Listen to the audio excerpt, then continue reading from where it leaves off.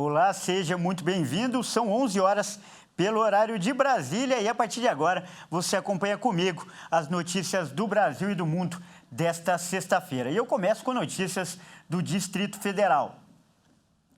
Olha, foi divulgado o primeiro relatório com o balanço do prejuízo causado pela invasão dos prédios públicos em Brasília no último domingo. O documento elaborado pelos técnicos do Instituto do Patrimônio Histórico e Artístico, IPHAN, foi divulgado nesta quinta-feira, mas ainda não contém o detalhamento total do prejuízo financeiro e cultural. Um comitê composto por técnicos de todos os órgãos afetados pelos atos do último domingo está sendo formado para listar e detalhar tudo o que foi quebrado ou subtraído. Segundo os técnicos do IPHAN, a maioria dos danos provocados aos edifícios tem reparos. Já as obras de arte ainda estão sendo avaliadas. As obras de arte têm valor incalculável, não é? Então, e tem técnicas específicas para recuperação. Num segundo momento é que a gente vai ter a resposta sobre a reversibilidade ou não dos danos a esses elementos. Além do mais, o tempo, quanto que vai demorar? Também não sabemos. Existem ações que são mais imediatas, por exemplo, lá no próprio Congresso Nacional, na Câmara dos Deputados, já foi possível trocar o mobiliário destruído porque eles já têm condições para isso, com recursos próprios. Lembrando que a gestão dos bens móveis que estão dentro desses prédios são de responsabilidade deles mesmos, das próprias instituições. O presidente do IPHAN, Leandro Graz, também disse que o Brasil está recebendo oferta de ajuda de pessoas físicas, empresas e instituições como a Unesco para ajudar na reconstrução dos danos. Portanto, não vai faltar energia, não vai faltar esforço, colaboração para essa reconstrução que a gente vai fazer. As audiências de custódia dos mais de 1.000 presos detidos no último domingo começaram a ser realizadas nesta quarta-feira. Por se tratar de um grande número de pessoas, o Conselho Nacional de Justiça está fazendo um mutirão. Participam das audiências o Tribunal de Justiça aqui do Distrito Federal, o Tribunal Regional Federal da Primeira Região e a Corregedoria Nacional de Justiça.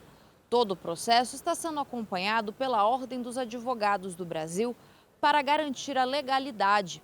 Nesta quinta-feira, cerca de 100 audiências foram realizadas. A expectativa é que o trabalho seja concluído até domingo.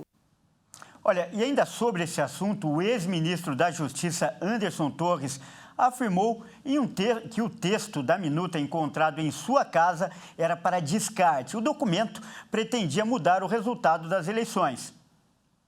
Anderson Torres afirmou que o texto da minuta encontrado pela Polícia Federal durante a busca e apreensão em sua casa seria triturado e foi divulgado fora de contexto.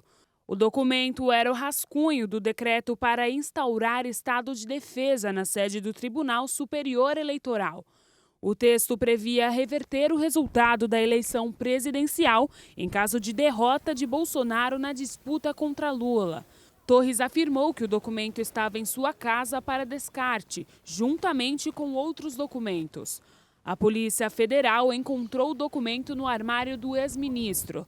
Segundo ele, tudo seria levado para ser triturado oportunamente.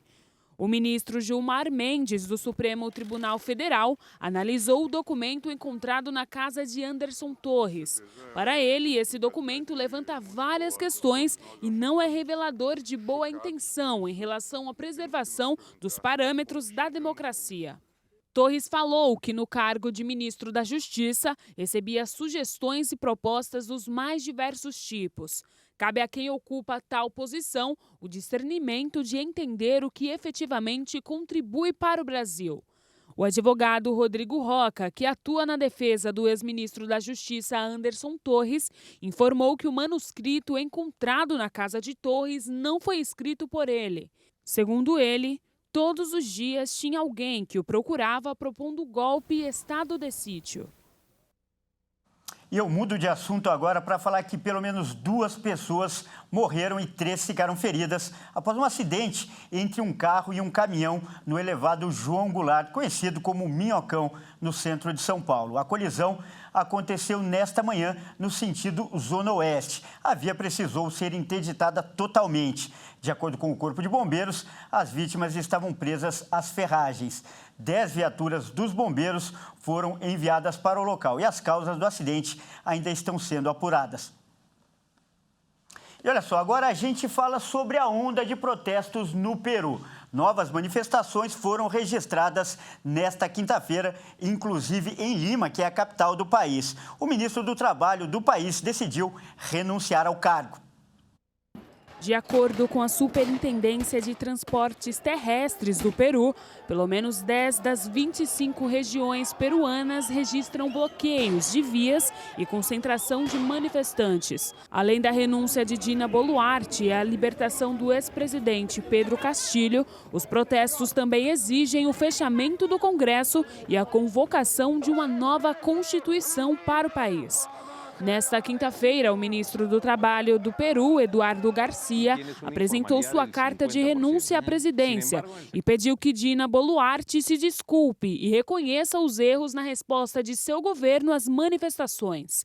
O ex-ministro, que tomou posse em dezembro do ano passado, defendeu a necessidade de um ato político e um pronunciamento do governo sobre as vidas perdidas. As Nações Unidas pediram que o governo respeite os direitos humanos e evite o uso desproporcional da força para reprimir os manifestantes. O órgão também pediu que as organizações por trás do financiamento dos protestos se abstenham de atos de violência e exerçam o direito de realizar atos pacíficos que respeitem a vida e a propriedade pública e privada.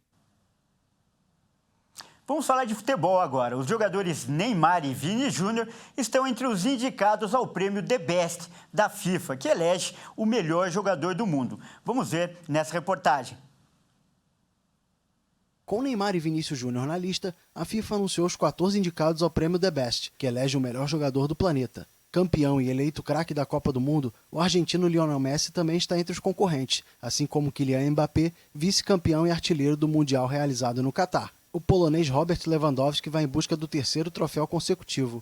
Já o francês Karim Benzema, atual detentor da Bola de Ouro, tenta unificar os dois prêmios mais renomados do futebol mundial. A lista também conta com jovens como Erling Braut Haaland, artilheiro do Manchester City na temporada, e Julián Álvares, que também pertence ao time inglês e foi vice-artilheiro da seleção argentina na conquista da Copa do Mundo. Os brasileiros Alisson e Ederson concorrem ao prêmio de melhor goleiro. Já o voleio do atacante Richarlison contra a Sérvia entrou na disputa pelo prêmio Puskás, entregue ao autor do gol mais bonito do ano. Atacante da seleção brasileira e do Kansas City, Debinha concorre ao prêmio de melhor jogadora do mundo. A espanhola Alexia Putellas, atual vencedora, tenta o segundo troféu seguido. A cerimônia de premiação do FIFA The Best acontece no próximo dia 27 de fevereiro.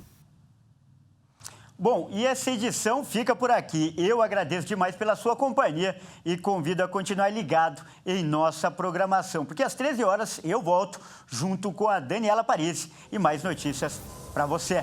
Até mais!